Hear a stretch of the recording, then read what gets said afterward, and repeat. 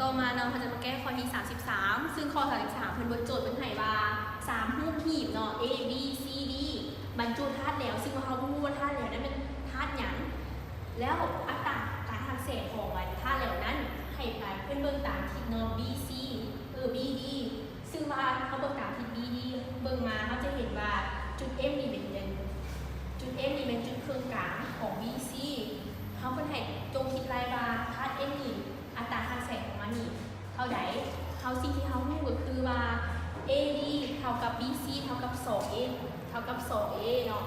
แล้ว AB เท่ากับ BC เท่ากับ A จากสูตรเลยเขาจะได้อยู่สิ้นส่วนให้สิ้น I เท่ากับ N ขีดส่วนให้ N เขามาเบิ่งเขามาซ้อหา I เนาะเป็นอันหวนมุมฮอดเขาจะสังเกตเห็นว่า I เท่ากับBDC ดังนั้นเป็น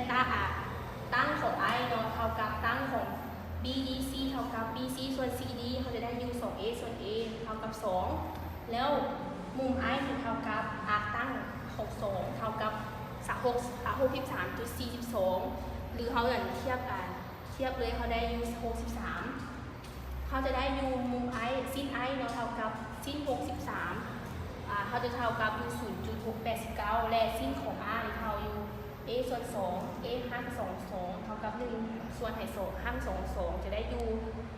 ห้าง2ของ3ส่วน2ได้ 0.7 เนาะจากสมมติอีกเนาะเขาจะได้อยู่ N เท่ากับ Ni คูณให้สิ้น I ส่วนให้สิ้น R เขาจะได้อยู่แทนสูตรใส่เลยแทนตัวเลขใส่จะได้อยู่1ส่วนให้สิ้น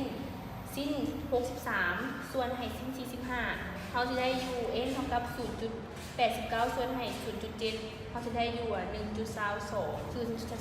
แสดงว่าอัตราการหักแสงของ n นี้มันเท่ากับ 1.27 เนาะ